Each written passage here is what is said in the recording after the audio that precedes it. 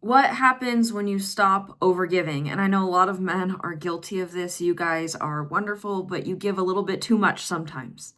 At first, it's usually not dramatic. People just start to kind of notice because if you're the one that's like carrying everything and holding everything, things stop working and quickly.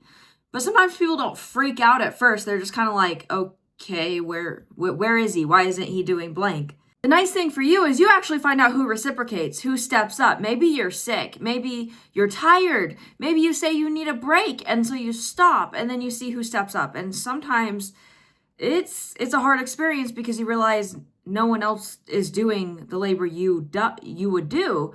And sometimes when you overgive like long term, you assume that if you ever stopped, needed a break, slowed down, people would bridge the gap, but oftentimes they don't. Next, people will make it your fault because obviously it's in their best interest if you keep doing everything, because if you're doing it, they don't have to. Also, people will rarely go out of their way to make themselves the villain, where it's like, wow, they stopped working hard. Maybe it's because I'm lazy and I need to step it up. People rarely think like that, and it's unfortunate. Instead, people are like, okay, who can I blame? And this is often subconscious. That's why sometimes bad things happen, like a job or in a relationship, and immediately it's like, it's your fault because of this. It's your fault. It's your fault. Like, people don't want to say that it's my fault. Sometimes at workplaces, you'll see someone else blame the previous shift. And yes, sometimes it genuinely is the previous shift's fault.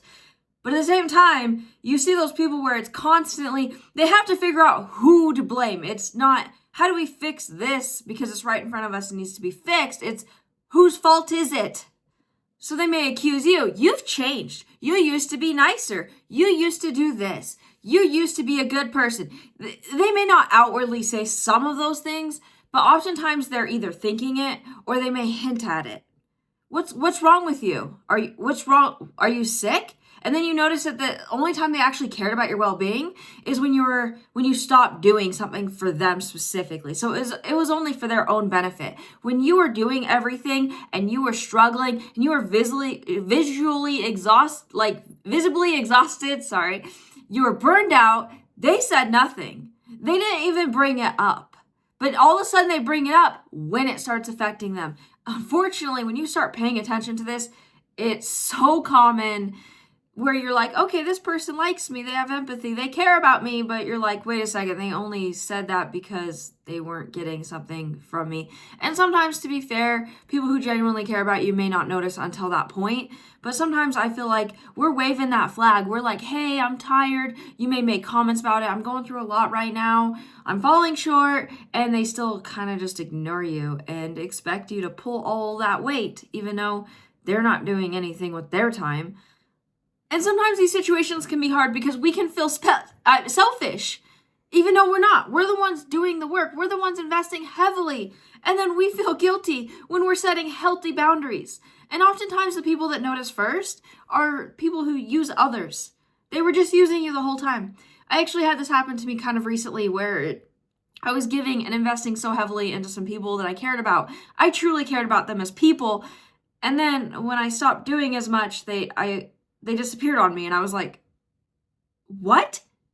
And it can be a hard pill to swallow because sometimes people just see you as a resource and they don't actually care about you as a person. And that says nothing about your worth as a human being. Some people are just genuinely there for the resources. They don't see people as human beings. They don't have empathy for those people. They just see relationships as, what can I get out of it?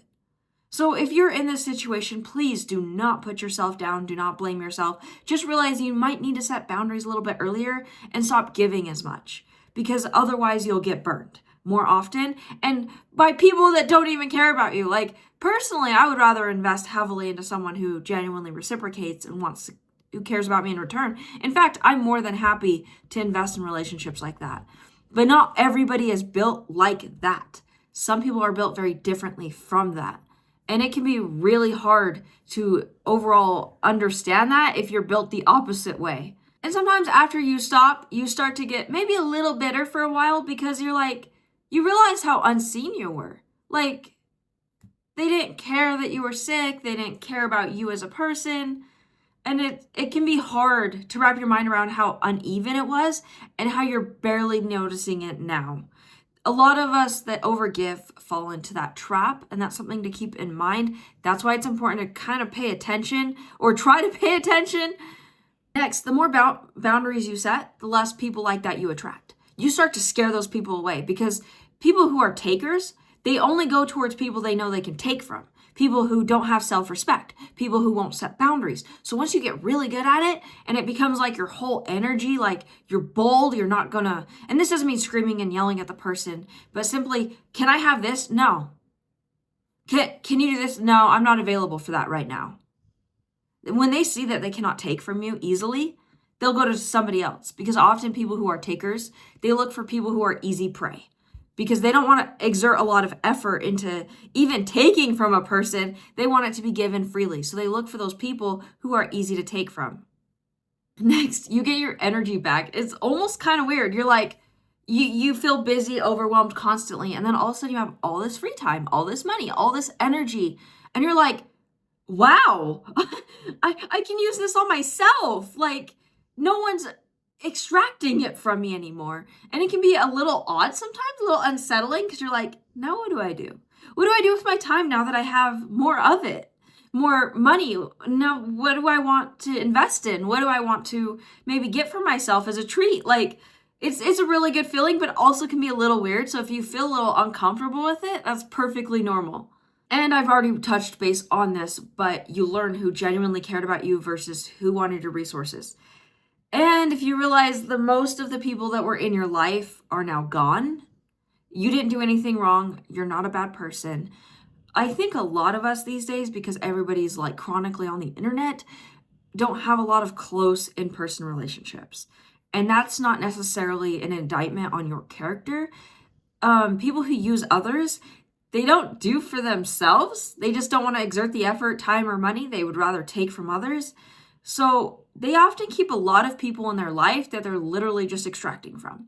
So if the majority of the people you were surrounded by were maybe just using you and they don't genuinely care about you as a person, that's data. And yes, you might need to grieve that. That can be painful. It can be hard, but it doesn't mean you're a bad person or there's something wrong with you. A lot of us have very small social circles these days. It's very normal. And for a lot of us who maybe we moved out of our hometown, or maybe you didn't have a lot of good friends in high school. Maybe you were super toxic and you grew as a person and your social circle's small because of that. I keep seeing lots of videos of adults who have trouble making friends these days. It's not easy, because what are you supposed to do? Go up to some random guy that you see and be like, hey, you want to go out for lunch or something? Like, a lot of people may take that the wrong way. I do think you should do small talk, and I think that's a way to build friendships if possible. But again, please do not blame yourself if you realize a lot of the people that were in your life were only around because you overfunctioned, because that's very common with overfunctioners, is sadly a lot of their people weren't there because they loved them, and it's sad.